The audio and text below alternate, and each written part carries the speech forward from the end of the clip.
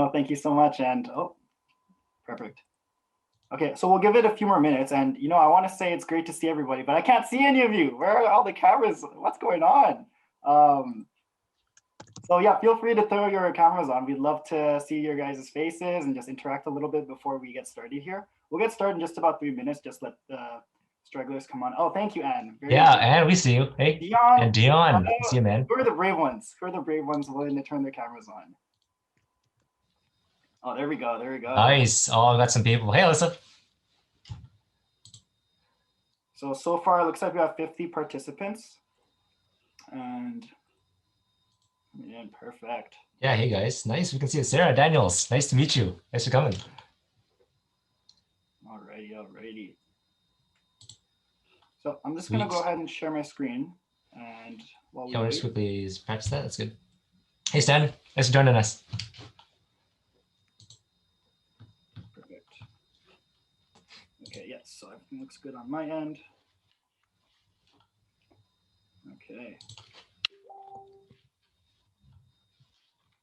We'll give it just one more minute, you guys, and then we'll get started here. Hopefully, could you give me control also before we start? Oh yeah, for sure. Good reminder. Yes, man.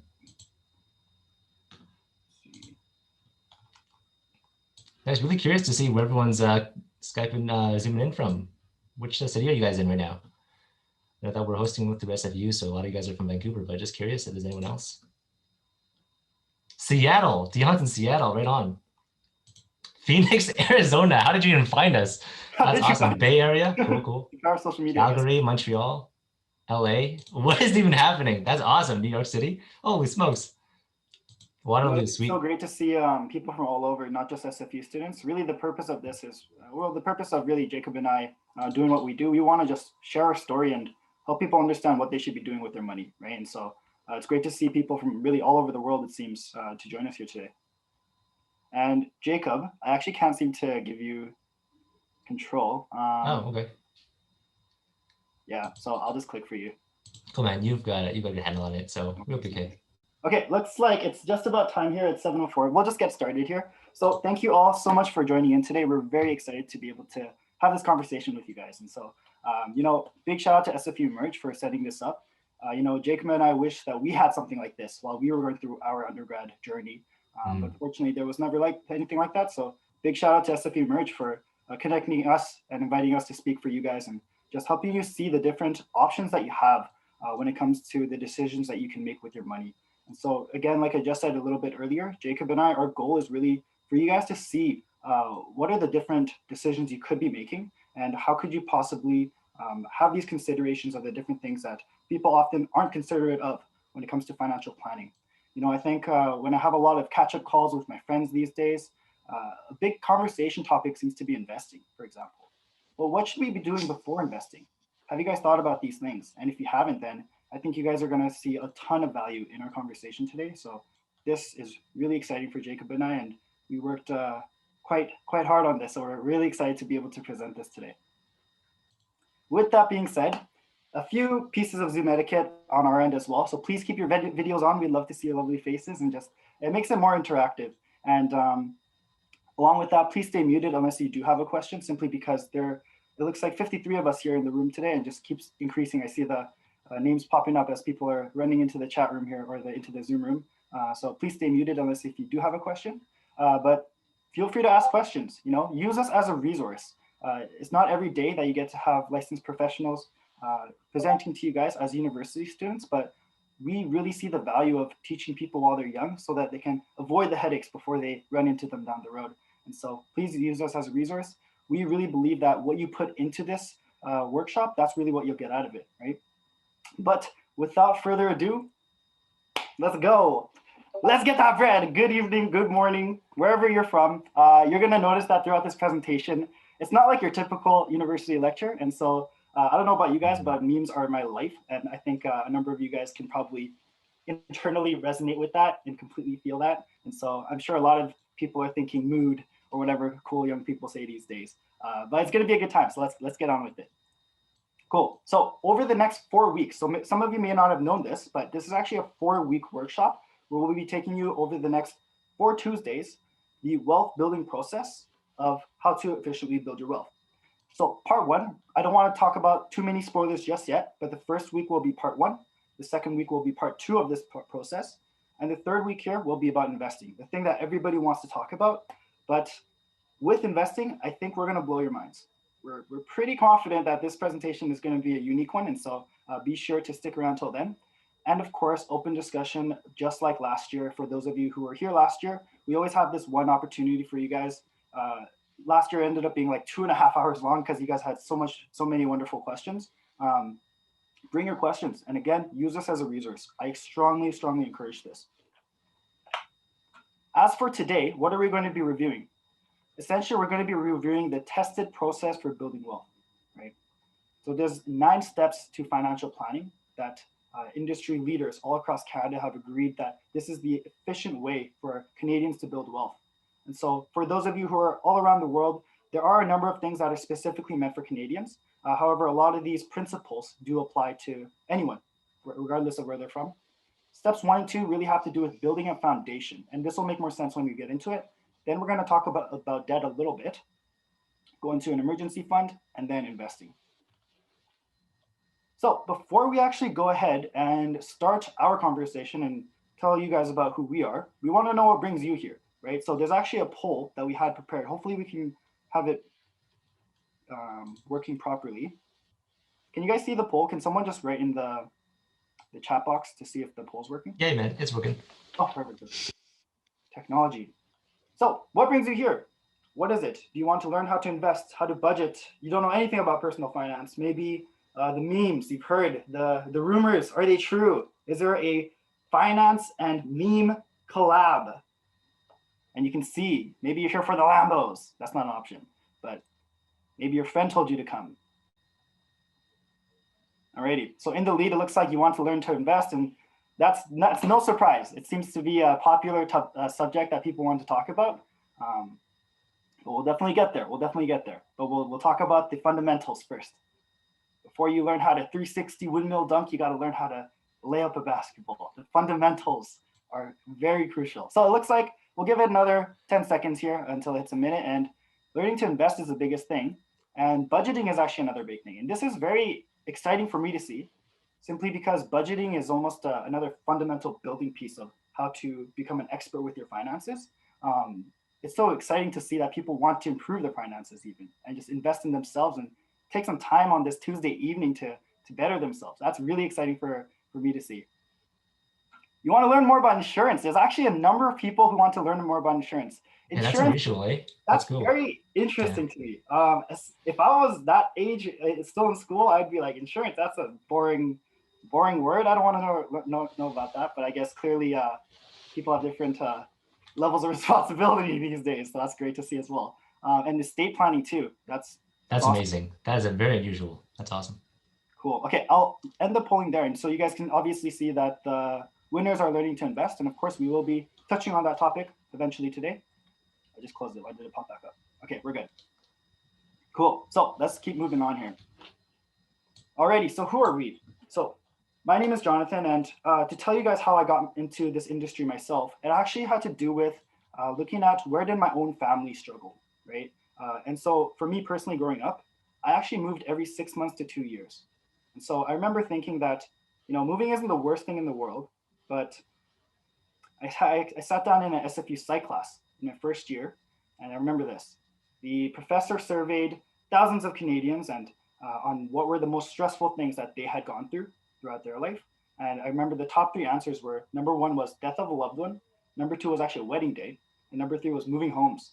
So I remember thinking, man, my parents, they struggled to pay rent, their biggest bill. And so that caused us to move from Vancouver to Burnaby to Coquitlam to Port Coquitlam, just a cheaper city to a cheaper city. And I remember thinking it wasn't necessarily easy for me, right? But imagine how hard it was for my parents. So I remember I had that thought in my head. And there was this one year where I actually, we had a huge inheritance from my grandparents passing away. And so we actually moved straight to downtown Vancouver, and we were sub-penthouse, BMWs, luxury clothes, you name it. We were blowing the money so fast. And just like that, very soon again, we had to move again. And so I remember thinking to myself, if they had someone to talk to about the different options that were actually out there, then maybe our story could have been very different. It wasn't even necessarily that they didn't have enough money because an opportunity did present itself. It was just a matter of financial literacy and just understanding how to manage this money that was gifted to them, right? So the promise I made to myself when I decided to go into this industry was, if any of my friends have the opportunity to sit down with me, if anyone has the opportunity to hear my story, I want their kids to never have to move again, or I want their kids to never have to face any sort of result due to bad financial planning. That was really my goal. And so I feel like my goal is just to meet as many people as I can, just to show them, hey, you know what? Maybe you want a second opinion. Maybe you want to learn about this just to see if you had other options so that you can make the better decision for yourself. And so that's why I'm here in front of you guys today. And that's why I have this piercing sharp ring light in my face so I can present to you guys this story in the best light possible. No pun intended, let's go. Okay, so along with that as well, my mentors support me in different areas, right? So whenever people come to me, they don't come to me necessarily just for budgeting, for example, right? If you look in the second person here, Mr. Lerivier, he's a cash flow management specialist. Fantastic. Maybe you want to learn more about budgeting, and it seems like a number of you do. Then guess what? I've been mentored specifically for that. Or maybe people have a hard time deciding what to do in life in general. Then I actually have a life coach and a leadership coach that coaches me as well. And this is probably one of my favorite ones, but I'm not biased. A lot of people find that it's very scary and intimidating understanding how to buy a home in Vancouver. And rightfully so, right? It's this crazy market out there. How do mortgages work, down payments, mortgage insurance? What am I supposed to do? Well, no worries. This is something I love to help people with, home buying strategies, right? So I have a mortgage specialist or a credit planning consultant. I teach on what it means to have a good credit score. What's the difference between a credit score and a credit report? All these sort of things as well. And very importantly as well, last but not least, I have an individual who actually coaches me to coach other people. And so my thought process is, I want to help people before they need my help, which is typically younger people, right? And so in order for me to do so, I need to be able to teach this stuff properly. The stuff where you try to Google it and you get even more confused. And if you ask your friends, they have a million other opinions, right? So when it comes to public speaking and teaching financial literacy, I actually have an individual who coaches me in that sense as well. So this is my team of my mentors. And I just wanted to present to you guys, not only myself, but you guys are actually hearing from the different people who are behind me behind the scenes as well. Jacob, would you like to share a little bit about your story? Yes, sir. Thanks. Yeah, awesome to meet you guys. Thanks for showing up. But all you need to know about me is really that I'm a huge personal finance nerd. And basically, I was 8 years old when this game came out called Neopets, or another one came out called Club Penguin. I don't know if you guys are familiar with that. But those way back in the day, it was like Neopets, Club Penguin, and it was Maple Story during the time. I don't know if you guys ever played those games, but that was like the rage when I was like 8 years old. But the problem was, like my brother and I, we wanted to play so badly, but we had no access to high-speed internet. So it took us like 20 seconds to load every single screen. So it was such a pain. And so to entertain myself, I settled for personal finance books, actually. And so like there was some famous books you guys might have heard of called Rich Dad Poor Dad and The Intelligent Investor. And those are the books that I read when I was 8 years old. And I would Google individual stocks way back then because my internet was so slow. That's all I could do. So I found that to be really fun. And so fast forward multiple years, it was my grade 12 year that I came home on a totally normal day. And I'll never forget that day. My dad was in the hospital and he was told that he had stage 4 liver cancer and he had 2 weeks to live. And so very quickly, my family's life transformed in a second. And so, my dad actually did end up passing away. And during the time, like obviously my dad worked a lot with our finances, and basically all that responsibility was handed to my mom. And my mom is not a huge numbers person, and it stresses her out quite a bit to manage money. So I took one rein, and my mom took the other reins on that project. And so obviously I didn't know a whole bunch about real life managing money, but I had the privilege of working with 4 very amazing mentors during the last 5 years. And so I'd like to introduce them very quickly. So this guy on the far left, his name's Lee, and he's a portfolio manager in Toronto. And he manages $6 billion in assets in Toronto. Next person is my Uncle Sonny. He's a CFP, which stands for Certified Financial Planner for UHNWIs, which is a big acronym that stands for ultra high net worth individuals. So his average client has a net worth between $20 and $50 million. Next guy is Ivan. He's a pro for insurance and estate planning, and he's got more designations than anyone I've ever met. But something even more important about him is that He's actually been teaching me about how to be a steward in terms of biblical wisdom. So everything that I do in financial planning has a biblical undertones, and it's a huge part of what both G and I both do. And so maybe we'll talk about that more later on. And the last person I want to talk about is Bao, and he's an independent stock trader. And him and his mentees I've learned a whole ton from. And just something interesting as a fun fact is in 2014, he made $1.4 million, and he did that in 4 hours. So just to give you an idea of the kind of caliber we're talking about here. And so basically, as I was, taking the reins with my family's finances, something became more and more apparent. And we found out, and I realized that, building wealth is not an accident. It's actually a very boring, meticulous process that anyone can do. And like first you have to do level 1, and then you can't skip to level 3. You've got to do level 1, complete that before you move to level 2, and so on and so forth. And so really building wealth is a process, and it's not based on luck whatsoever. So before I introduce this process and G and I start talking about that, there's 3 things I want to clarify. So first, for compliance reasons, my mentors have no affiliation with the process we're sharing today. And they're just people that I've learned from the past. The second thing is that we want to make this time as valuable for you guys as possible. We don't want to waste your time. And so the things that we'll be sharing are a lot of things that you can't find on Google, you can't find on YouTube. It's very specific to Canada, specifically Vancouver and Toronto. And they're things that come straight from the mouths of some of our experienced people in our field. And so the last thing I want to clarify is our goal is to make, like I mentioned, this time like one of the most valuable presentations of your life. And I know that sounds very, very ambitious, but that's something that we're going to try to do. So if you guys can, you guys should be taking notes, because at the end of this presentation, that small piece of paper that you guys are taking notes on, the ideas on that paper will be worth several $100,000. I know that sounds really ambitious, but once we go through this process, you guys will see why we pick those numbers. Right? So ultimately, we want to make sure 3 things from this process. We want to make sure that your family is safe, right? We want to make sure that your money is being used efficiently, and ultimately that you can sleep well at night. Right? So let's jump into this process. And what we're going to do is, thanks to you, that's perfect. What we're going to do is explain why this process in the first place. So there's millions of ways to like make money. There's so many processes that exist, but we're just going to teach you one. And we love this process because we already know that millions of people have been through this specific process, and it has been tested with empirical data, right? So you know that it works. It's really simple, and anyone can do it, right? So yeah, we'll jump in right now. And so when we go through this process, it's important to realize that there's 9 steps, but we want to start at the very end, step 9. And step 9 is to build wealth and to be outrageously generous, right? That's step 9. That's what we want for you guys at the very end. And so what does that even mean? So let me just explain that. So the first thing we want for you guys is to have life-changing money. Life-changing money is this. Life-changing money is walking into any restaurant and ordering whatever you want. That's what we want for you guys, to walk into any restaurant of your choice and order whatever you want. So imagine today, you could walk into any restaurant that you like, and then you could order whatever you want on the menu. The second thing we want for you guys is to work because you want to, not because you have to. So example I give is my friend James, who's right now, he's in the UK, but he was working in Bali for a while. He's basically working 20 hours a week. He was teaching English online, and the rest of his time, he was working as a videographer. So here's a guy who's 30 years old, and basically he's living a life where he can work because he wants to, and not because he has to. Right? So that's what we want for you guys as well. Right? And hopefully as soon as possible. And the last thing we want for you guys is to do random acts of kindness. So I'd like to share a story quickly about my mentor Bao. And one time he was in Thailand in a very rural part. And in this area, purchasing power in North America, like every US dollar in Thailand goes a lot further than it does here.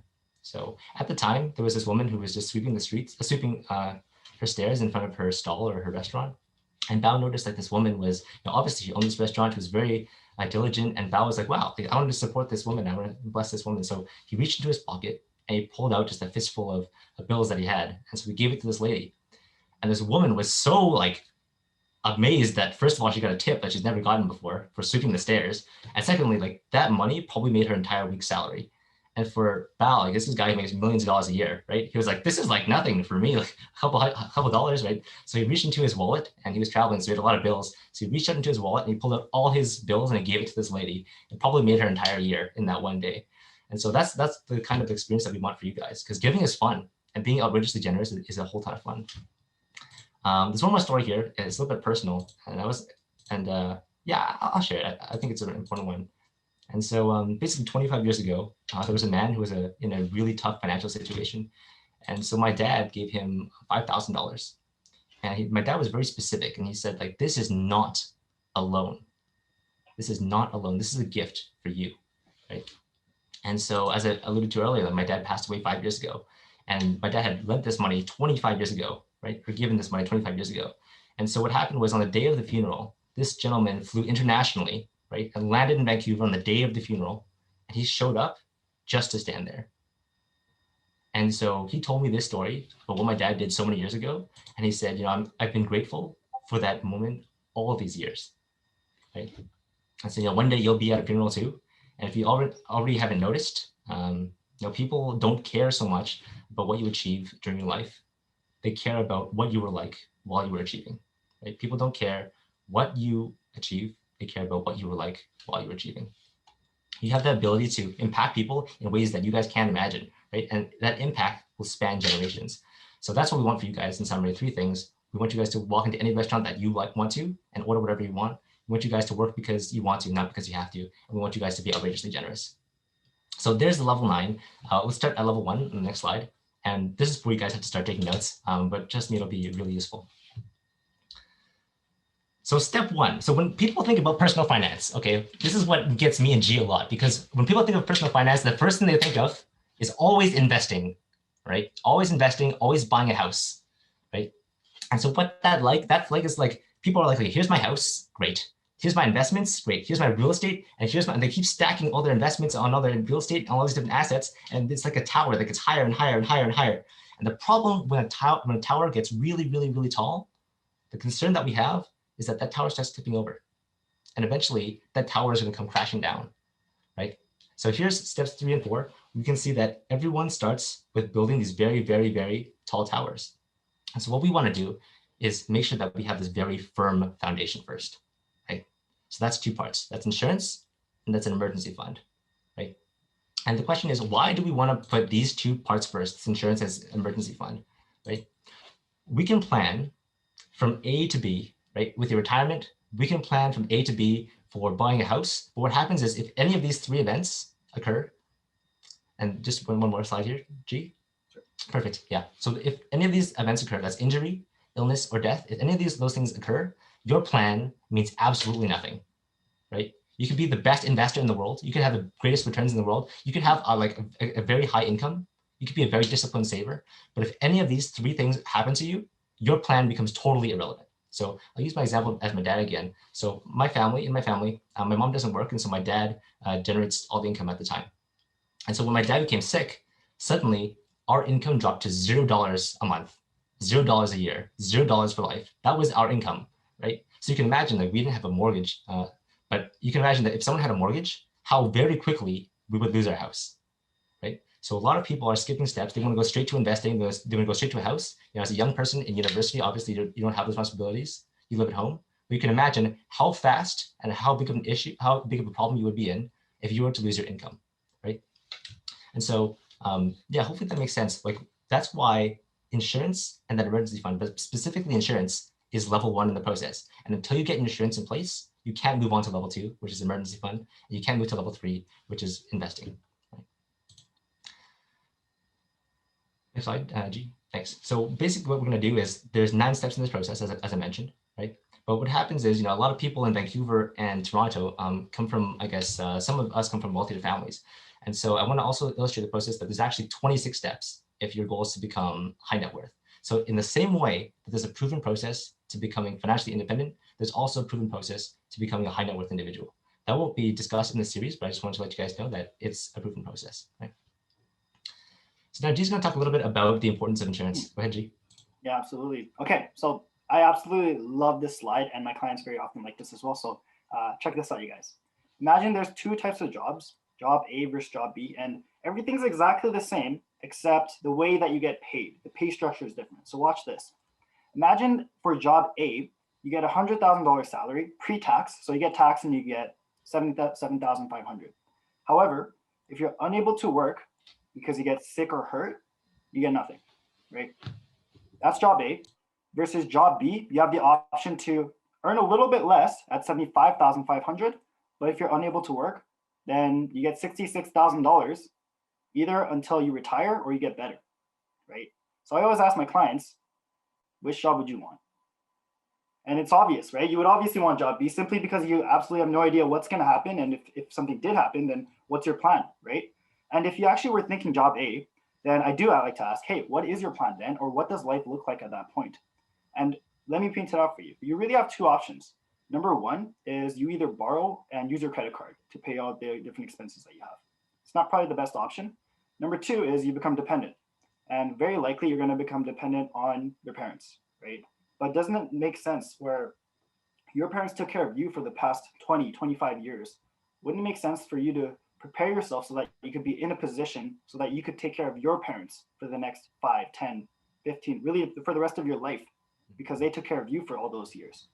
And wouldn't it make sense for you to become in a position where you could do this regardless of really anything happening in life? And so this is what it means to have disability insurance, right? And so essentially, really quickly, how disability insurance works for you guys, for those of you who don't know, is you put a certain amount of your cash flow, or you get your income, and a small amount of that goes towards this insurance contract. And if you were to get hurt or sick and you can't work, then essentially the insurance company would pay you the $66,000 until you could go back to work or until you retire. And I want you guys to also consider this as well. Imagine you had this painting on the wall. You know, it's the world famous painting that everybody knows. What's the painting that comes to mind? It's probably this one, right? It's probably, boom, read your mind, right? The Mona Lisa. Everyone knows it, and everyone knows it's so valuable. And so you have this painting on the wall. It's super valuable. Let's say it's $4 million, right? You have this painting on the wall, and imagine if someone stole it, then you just lost $4 million, right? But if you had the option to insure it, would you do it? And so what that means is if someone stole it and you had insured it, then you would be given $4 million in cash. Of course you would do it, right? So again, what is this $4 million? Jacob's going to explain specifically why I chose $4 million and how it actually applies to you guys. So this is the part where you guys might be mind blown. So I'll let Jacob take it away from here. Okay, if you could do the full 65, that'd be good. Sure. And so what we're going to do is show you guys exactly what your life is like currently. So we're going to start at age 25. Okay, a lot of you guys are a little bit younger. You guys are SFU a little bit younger, but let's use age 25 just to keep it simple. And most people will retire at age 65. So just keep it simple. Maybe that's not you, but let's say that you retired at age 65. The midpoint is age 45, right? And so what we want to assume is, okay, let's assume that your income at age 45 is $100,000 per year. You know, that's not perfect for everyone, but let's just say that's $100,000 per year at age 45. Okay, so at age 50, you're making a little bit more. At age 35, you're making a little bit less, right? But over the course of your life, your average income is about $100,000 per year, right? And so what we want to do is, okay, we want to ask ourselves the question, how much is our human capital worth, right? And so what we can do is actually we can calculate that, like how much is our human capital worth? So we have 40 years, right? And we have $100,000 per year, right? We can calculate our human capital to be $4 million. So think about that for just a second. Like your brain is your most valuable asset. As a young person, your brain is your most valuable asset, right? So a lot of people will think their house is the most valuable asset, their car is their most valuable asset. But as a young person, okay, specifically as a young person, your most valuable asset is your ability to generate income. It is your human capital, right? So what doesn't make sense, but for some reason society says it makes sense, is that we have insurance on our house, we have insurance on our car, we even have insurance on our teeth. But for some reason, we have no insurance on our most valuable asset, which is your income. Now I realize that some people here might have a brain valued at $2 million or $4 million or $8 million, but you guys can do this calculation yourself. Like at age 45, what do you think that your income will be, right? Take that, multiply it by about 40. That's the value of your human capital, right? And that's an asset that you need to protect, right? Now, let me show you some things that will destroy or reduce your human capital, right? So once again, just like my father who became sick, right? As soon as he was diagnosed with stage 4 liver cancer, right? He could not work. And so his human capital went from X million dollars to zero, right? And so these are just examples of things that could destroy your human capital. So we need to protect against those things.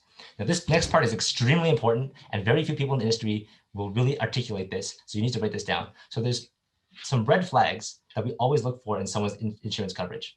So for some people who you guys are in students still, who are still in university, this is going to be a little bit over your head. But for those of you who are recent grads, this is going to be very relevant to you right now. Okay, so if you're in university right now, Just write this down. It'll become more apparent to you later on. So what happens is, as soon as you enter the workforce and you work for a company, right? Many companies have something called group insurance, group coverage. You have insurance through your work, right? And so what we're going to look for is your long-term disability insurance. And we look for always 4 red flags in long-term disability insurance. So a lot of people feel like that because they have insurance through work, they have disability insurance through work, that they're covered, they're protected, their human capital is protected, right? But in actuality, they are not always protected. So let me explain the 4 red flags that you should look for once you graduate, once you work for a company, okay? The first one is this: is my insurance coverage indexed to inflation, right? So basically what happens is, as time goes on, if you have an income through disability insurance and it's not indexed to inflation, it loses its purchasing power, right? And it becomes kind of like, it's better than nothing, but it doesn't fulfill the need that you require, right? So that's the first one, indexed to inflation. The second one is we want to make sure that your coverage is about 66% of your income, right? Pretty simple. A lot of them have 50, 55%, but we want to make sure that it's about 66% of your income. The third one is we want to make sure your benefit period is to age 65. What does that mean? Okay, let's say that you become disabled at age 30, right? What will happen is that disability insurance will continue to pay you until you hit age 65, right? Pretty straightforward, right? So if you get disabled at 40, that insurance coverage will continue until you hit age 65, right? A lot of insurance coverage will do this. They'll say you have a benefit period of 2 years. So they'll say, no matter when you become disabled, let's say that you become disabled at age 35, we'll pay you a benefit for age 36 and age 37, but it will not continue until age 65, right? So of course, suddenly that's your human capital that you need to protect. So we want to really make sure that your benefit period continues to age 65. And the last thing is a little bit confusing, and I'll explain this as simply as possible, and it's your definition of disability. Okay, so there's 2 definitions of disability. So once you go into your disability insurance, you take a look, you'll see 2 definitions. One's called any occupation, and one's called regular occupation, okay? So any occupation is defined as follows. So if you can do any other job, you cannot claim disability insurance, okay? If you can do any other job, you cannot claim disability insurance. That's not the one we want, okay? The one that we want is called regular occupation, right? And what regular occupation means is that if I can no longer do my current job, then I can claim my disability insurance, right? So the definitions are very different. And once again, that might have gone over some people's heads, but all you want to remember is you want the regular occupation. That's the type of insurance that you want, right? And we can address this more in Q&A if you'd like, and also in this Discord group that the team has set up. And so you guys might be realizing, like, why are we're still on step 1. Jacob, we have a question in chat. Oh, wonderful. Someone's asking which one was the other one again? Because you talked about regular occupation. What was the other one? Thanks, Jennifer. Yeah, so the 2 are any occupation and regular occupation. Yes, thanks, Gina, for clarifying that. I'm sure you were not the only one who realized that I was speaking too fast. So thanks. That's any occupation. Did you get that, Gina? I'm just going to continue. Yes. Okay, great. Fantastic. Okay, so perfect. So what I want to talk about is that we're still on level 1. You guys realize we're on step 1, right? But this is such an important point because people don't realize just how important step 1 is, right? And so let me just read out some statistics for you. So here are Canadian statistics, okay? So the odds of dying before age 65 are 1 in 9. The odds of contracting a critical illness, and that's heart attack, stroke, cancer, and 22 other illnesses before the age of 65 is 1 in 4, okay? The odds of suffering a disability that lasts longer than 5 years is 1 in 7. And by the way, disability, right, just means you can't do your current job anymore. It just means you can't work at your current job anymore, right? So the most common one, for example, of disability is just chronic pain. You're just in too much pain, you can't do your job, right? So if you combine all these probabilities, that's 1 in 9, that's 1 in 4, that's 1 in 7. This demonstrates that the odds of at least one of these events happening to you before the age of 65 is 43%. 43%. It's like a coin toss, whether one of these things are going to happen to you by the age of 65. Now, this is a little bit hard to digest, so I've illustrated this in another way in the next slide here. And so you can imagine 10 friends, okay? Here are 10 of mine. Some of them are actually in the chat right now. So what you do is you imagine 10 of your friends, okay? And I told them about this, so they know that they're going to be on here. Imagine that you have 10 friends, right? One of them is going to pass away. 2 of them are going to be diagnosed with a critical illness, and 2 of them are going to have a disability that lasts longer than 5 years by the age of 65. And some of you may be thinking, that is a really high number. That seems unreal. And it's one of those things that nobody really thinks about because no one really likes to think about death or critical illness. But I tell you, if you work in the industry, if you work like with me and G's mentors, this is something that we see all the time, right?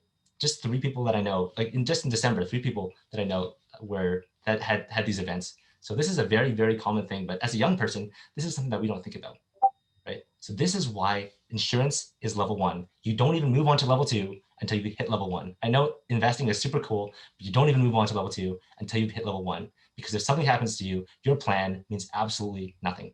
The last thing I'm going to talk about here is something called the grad program. So this is something that very, very, very few people know about, because you guys definitely want to write this down.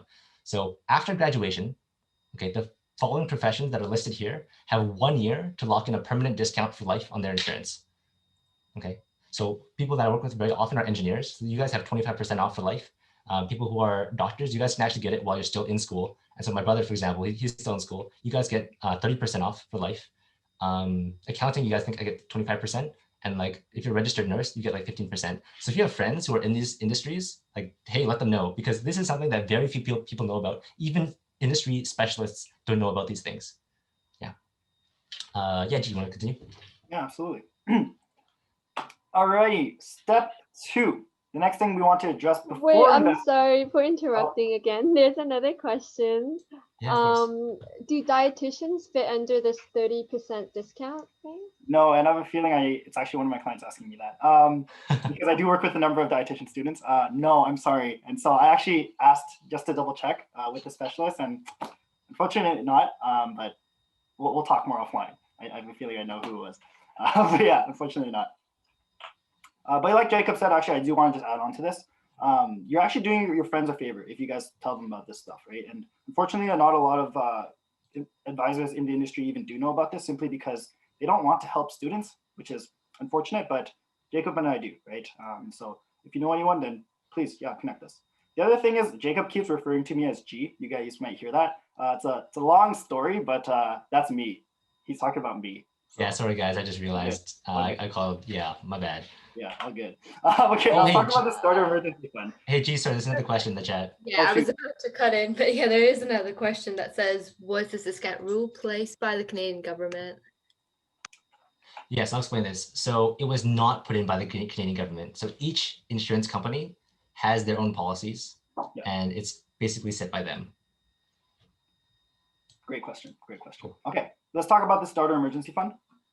So when it comes to emergency funds, a number of you may have heard a few things about it, but I'm actually going to give you guys strict definitions with this, so it's very crystal clear.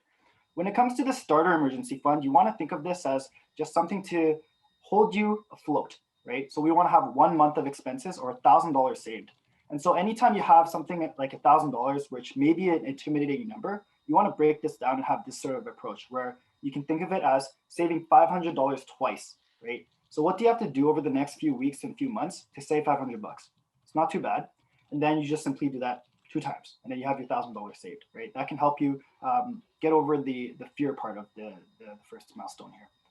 We define an emergency as an unexpected one-off event, and we want to keep this money in a liquid environment. So in the fancy finance world, liquidity just simply means easy to access, right? So if your money is in a bank account, then you can put money in, take money out, no problem. However, if your money is, let's say, in a property in the middle of a field that no one wants to buy, then it's going to be really hard to make that property money because you can't sell it. Lastly, an emergency fund essentially turns a crisis into an inconvenience. And like we discussed earlier, we don't know what's going to happen. And we always have these things that we never hope to happen and we never expect to happen. But if they did, and they often happen at the worst times, it can be pretty devastating. So we want to have this $1,000 just to keep us afloat. And I want you guys to think about what are some examples of emergencies that could pop up. And what if a $5,000 emergency happened today, right? How would you deal with it? And if you are not working yet and you're still a student, maybe living at home, then this isn't something you necessarily have to think about at this very moment. But I hope that you guys are able to consider this before you actually get into the workforce so that you have the right habits already set up in place. So here's actually a list of different emergencies that can pop up. And these are things that happen, unfortunately, very commonly, right? Things like losing your job, home repairs. Maybe you have to fix your car, sick pet. You are not going to let your pet be sick. I will call the SPCA on you, and I mean it. I'll hunt you down. Anyways, coronavirus. Never expected this, but sometimes these things happen, right? And so this is why we want to be prepared, because all these things happen at the worst times for some reason, right? And so we want to be prepared for those things. Now, step 3, let's talk about paying off debt. I want you guys to really consider this passage, this really wise passage that I found randomly on Twitter, but it's actually really wise, so that's why I copy pasted it here. But if you had $30,000 in your bank, you wouldn't go and buy a $30,000 car. You wouldn't take all that money and buy a $30,000 car. Yet for some reason, people make $30,000 and they buy a $60,000 car, right? They rely on their future earning income potential. So credit really made people forget common sense and it's become the new normal. And I'm going to let Jacob expand on this just a little bit more. We won't talk about debt too much, but I'll let Jacob wrap it up here with debt. Yeah, as Jonathan said, like we don't want to talk about debt too much because there's only really 2 things that you guys need to know. And the first one is this: modern slaves are not in chains, they are in debt. Modern slaves are not in chains, they are in debt. The Bible says something very similar. It says the rich rule over the poor, and the borrower is slave to the lender. There's a gentleman named Ron Blue who articulates this really well. And the last thing I'll say is here is that the danger of debt is that it is so easy to get into, but feels almost impossible to get out of. Right? So what we want for you guys is to do your best to avoid debt and pay it off as soon as possible. That's part of the process, right? There's a great quote, I think it's by Warren Buffett or some other gentleman, that says, "The chains of habit are too light to be felt until they are too heavy to be broken," right? So if you keep getting into debt and you make that a habit as a young person, that's going to carry on into the rest of your life, right? So the chains of habit are too light to be felt until they are too heavy to be broken, right? And so if you guys do have debt, all you guys need to know, this is the second thing you need to know, is that there are 2 methods to pay it off. There's a method called the debt snowball and another one called the debt avalanche. There's a lot of YouTube videos on this and a lot of Google articles, so we're not going to talk about it too much, but all you guys need to know is that we almost always recommend the debt snowball method, and you guys can look this up afterwards. Yeah. Yes. The other question that we get a lot is, if I have student loans, right? And you can go to the next slide here, T. Yeah. If I have student loans, should I pay it off first before I start investing, right? And as you guys saw from our process, we do recommend almost always paying off the student loans first before you start investing, right? But I think a better person to answer this question is a gentleman who's very experienced.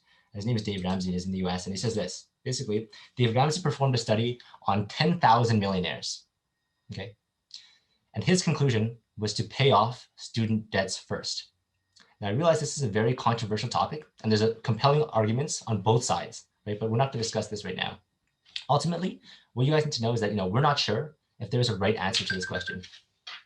Pardon me. We're not sure if there's a right answer to this question. However, what we do know is that if your goal is to become financially independent, paying off student debt is a very key process a very key step in a process that has already worked for millions of people, right? So my mentors often ask me this question, right? They say, would you rather be rich or would you rather be right? Would you rather be rich and do something a little bit different from the process, or would you rather be right? Right? Go ahead, G. Awesome. Okay, and then let's talk about capping up this complete emergency fund. So with an emergency fund, to complete it, once we have paid off our debt, and by the way, everyone's personal situation is very unique. And so there's a lot of different factors that we do need to consider when giving a professional recommendation. So if you guys did have any questions, please do consult a professional. But with a complete emergency fund, we typically say 3 to 6 months of your expenses should be set aside in a liquid environment in case of any emergencies, right? The reason we do this is so that we don't have to go back into debt. We don't have to pull out our credit card or our line of credit and just go back into that revolving door there. Another really helpful tool or thought process that you can have is think of this. Very often, people have an emotional attachment to their money, right? And so when trying to figure out what is your emergency fund number, what's that magic number for you? People often, I tell my clients, if you were to look at your bank account, when do you feel uncomfortable? What's that number for you? What's that magic number where you look at it, maybe it's $10,000 and you feel safe. If something were to happen today or tomorrow, then you feel fine because you have that $10,000. For others, maybe it's a little bit less, maybe it's a little bit more. It's really just dependent, and there's nothing wrong with having this emotional attachment to your number to help you figure out what that emergency fund amount should be. Okay, we have made it to the investing stage, where everyone wants to learn about this. Everyone wants to stonks and get that bread and all that good stuff. But the reason we pretty much took up the last, I don't know, 40 minutes or so talking about all those things that we talked about was just because they're so important. And we're seeing time and time again, people want to just dive right into investing, have no plan, all these sort of things. But those previous steps are so important. So that's why we laid it out for you. But now let's talk about the importance of actually saving and investing. What does it actually look like? And so I want to talk to you guys about something called the accumulation example. So check this out, you guys. I'm going to try to annotate. Let's see if it works. Okay, perfect. Boom. Oh no, I covered it. Okay, we're good. So we have 9%. I'll do that. We have a 9% return. And let's assume that both person A and person B invest $3,000 a year. So they're investing in this exact same thing, but how they're investing is slightly different, right? Person A is going to go ahead and invest for the first 10 years of their life. And then they won't put another dollar in for the rest of their life. Person B, on the other hand, they wait, right? Maybe they tell themselves, I'm going to get married first, get a house first, or kids vacation, or get a new car, all these sort of things. They tell themselves, I'm going to pay off these things first, and then I'm going to start investing, right? And then they'll start investing and keep putting in money until the end of really retirement. So let's say 45 years.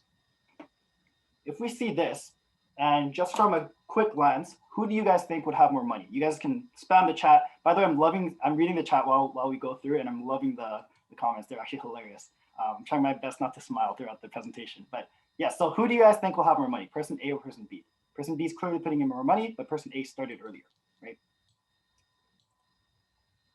The big reveal. Oh no, let me get rid of all this. Boom. Okay, so as we can clearly see here, even though person A put in significantly less at $30,000 compared to $108,000 for person B, person A still has more money, right? So I'm not going to talk on this too much because I want you guys to be left on an exciting cliffhanger for our next presentation. And I promised that the investing one would be exciting. So I'll leave it at that for now, but I'll let Jacob wrap it up here with the summary of the 5 steps. Thanks, G. Yeah, so we'll just close it out here and just give you guys a summary. You guys want to take a picture of the slide. This is probably the most important slide because these are actually action steps that you guys can take that are really black and white, easy for you guys to execute. So step 1, just to recap, is insurance. And specifically, we want you guys to check out disability insurance, life insurance, and critical illness insurance. But those are typically the 3 ones we always want to check, right? The second step is after you have insurance in place, and remember, don't move on to step 2 until you have insurance in place, right? And so step 2 is save $1,000 or 1 month of expenses, right? And the reason why we keep it small, right, is because we want you guys to pay off your debt first if you have any, right? And so usually debt will take the average person between 6 and 12 months to pay off, especially right after school. So keep that emergency fund small, and then you can start paying off your debt as soon as possible.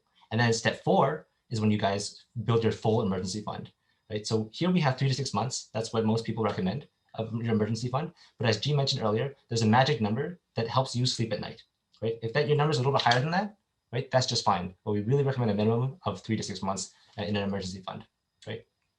And last thing, of course, is investing. And we'll talk about what percentage of every paycheck you need to be putting towards investing next time, right? So next time we'll talk about investing basics. We'll talk about purchasing a home, which is a big topic and very specific to Vancouver and Toronto, especially. And then a little bit about budgeting as well. So we want to make this time as valuable for you guys as possible. And we got about 5 minutes. So if there's any questions, maybe we'll address those. I'm going to answer the questions that were here earlier. So the first question was, and feel free to jump in too, G. Cynthia True asks, this discount, does it only apply to Canadian citizens? So I have to double check this. G, you might know, but I believe it's Canadian citizens and also permanent residences. If you I are, believe so, but don't quote me on that. Cool. Yeah, so we have to double check that with a specialist. It's a very technical. Insurance actually is a 1,000-page book, and we both read it. And there's nuances as well, and it changes per industry, per company. So it's very complex. But for the most part, I'm pretty sure Canadian citizens and permanent residences. If you're like an international student, you cannot get that. Amira Friedman says, is the discount within 1 year, this is the grad program, is a discount within 1 year of becoming employed or 1 year of graduation? It's 1 year after after graduation.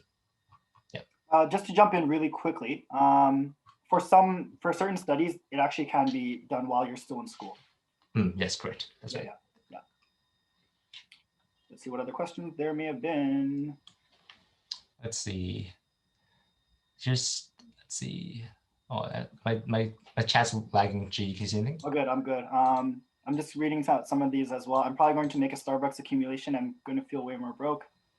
If no one is paying off a mortgage on the first property, is it wiser to pay off that mortgage first or investing in the second one? Ooh, we'll address that in the second presentation. I think it'll make more sense when we actually talk about mortgages and home buying strategies. Mhm. What's a good insurance company that won't scam you? Oh, that's a good question. That's a really good question. Do you want to tackle one or should I jump in, Jay? You can start with it. I'll Sweet. give you the Okay. hard questions. So it's not the insurance company, all right? It's the insurance agent, right? So the insurance company, like they just exist, right? But what you want to look for in an agent is someone who, like, first of all, you trust, really, really care about, but someone who's a teacher. Like if you go in through this process and you can't understand the insurance that you're buying, chances are you probably shouldn't work with that person, right? You want every advisor you pick, whether it's a real estate broker, whether it's an advisor, whether it's an insurance agent, etc. These people should be expert teachers, and they should teach you so that you can ultimately make the decision. So the question, what is a good insurance company that won't scam you? Just get a really good agent, build some trust, take that time, and find somebody who's a really good teacher with that heart of a teacher. Right? Yeah, absolutely. Just to jump in, I was actually going to say the same thing. Like, actually, our goal, and you look for this essentially, right? Don't just trust someone because they look good in a suit. Jacob, you look excellent, by the way. But Thanks, don't just man. trust someone just because they look good in a suit, right? Make sure that they're teaching you so that you can make the decision on your own. That's one of the key things I tell my clients. What's going on with GameStop? I think we're going to take this one offline simply because when it comes to compliance reasons for our own, we don't want to talk too much on individual stocks. So we'll take that one offline. Favorite books, personally, Rich Dad Poor Dad is right up there. Probably for Jacob as well, I think. And then there's basically like two really good ideas in that book, and then you can kind of yeah. So you know what? Master Your Money. I think Stephen Covey's 7 Habits, Atomic Habits by James Clear, Millionaire Success Habits, Steve Graziosi. Feel free to just message me afterwards, and I have like a fat list of different books I like. The tip that I'll give you guys is actually maybe while you're getting ready in the morning, 1.5 times speed, play that thing while you're getting ready. While you have your morning routine, maybe you have a quick jog, audiobook instead of music. While you're driving, audiobook instead of music. All these sort of things, right? And you can pretty quickly read a good number of books, even within a single month. If you just, every time you have a little bit of time, it's audiobook and 1.5 times speed it. I find that's been super helpful. You just level up each and every single day, right? Let's see here. What else is there? Current student loans. You've got about 30 seconds here. So we'll just quickly, maybe some of these questions maybe we'll just save for next time as well. Yeah, I will copy them and save them in the document. For sure. The one thing I will mention on student loans, you guys, is if your student loan is issued from the government, you can actually have tax advantages on the interest of that. And so it may or may not be a good idea to not consolidate it towards a bank, even if they can actually offer a lower interest rate. If none of that made sense to you, just message us after. But I did want to mention that because it is valuable information. But we were asked to leave at 7:55. It looks like it is 7:55. I'm wondering, can we continue answering the questions or? I think you can just kind of like answer a question or two. I would also have you like ask you to stay back because there's a couple of things that Yumi needs to talk about as well. Sure. Just the instructors. But yeah, you can like answer 1 or 2 questions if that's like, in the next 5 minutes, but that should be fine. Sure. Yeah, there's only 2 left, so we'll quickly. Stan asked, do you have any recommendations for good insurance agents in Vancouver? Well, you guys are looking at some of the best. It's actually hilarious. Jacob and I were talking about when we were making these slides and talking with our own clients, we were saying like, man, if I was looking for an insurance agent, I would hire myself. And I love the confidence, and I agree. And so we think we do things in the best interest of the client, right? We take time out of our day to really tell our story and really teach people. That's really what's important for us. And so feel free to reach out if you did have any other additional questions. But along with that, we have a great team as well. So if you wanted to speak with anyone else, we could be more than happy to connect you with the person who fits right with your guys' situations. I'm gonna jump in on the question previous by Sahaj. You explained it a little bit and very well, G, about the student loans. I mentioned this earlier, and so once again, Sahaj asked, for current students who take student loans and receive grants, is it smart to invest some percentage of their grant? And the answer to this is if you want to follow the process that we're talking about, the answer is no. You will not invest that. Put it in a savings account and just pay off your debt as soon as possible. Just keep it really simple. And once again, this is a very controversial topic. And once again, as a heart of a teacher, our job is to explain the pros and cons of both sides to you. And it gets a little bit complex for this medium. But if that's a question you have, you can ask it in the Discord. We can tackle it a little bit more, the pros and cons. But if you want to follow this process, this is the one that that we believe in. Then our answer is usually to say, just pay off that student loans as soon as possible and don't invest it. I have a great question here. How much is too much when it comes to spending on bubble tea? I almost want to call this guy out and say, how much do you spend, buddy? This is our good friend, Enoch. Oh, my man. All right. I'll say this. I'd say when possible, go bug Enoch and he'll give you a great bubble tea making set at home. And so go make those things at home. Just go to TNT and grab a huge bag for like $2 or something like that and just make it at home. I'll say that. Sweet. So we'll wrap it up there. We definitely went a little bit over time. So yeah, was it Jennifer or someone else who wanted to close? All right. Thank you so much. Oh my God, I've not laughed this much in any one of my university courses either. So this is amazing. But thank you so much, Jonathan and Jacob, for this very informative and hilariously relatable workshop. And thanks everyone who came out today. Just a reminder, you can join our Discord server and ask any questions you haven't already asked, because both of our instructors are on there. Be sure to follow us on all of the social media at emergencies. It's also on the chat. We can also put it on the Discord chat as well. And feel free to tag us on your Instagram stories. We love seeing you engage with us. See you all next week. And as I said, Jonathan and Jacob, could you stay back for a little bit after the workshop as well? But thank you everybody who did come by. The recording will be uploaded as soon as possible on the Discord channel itself.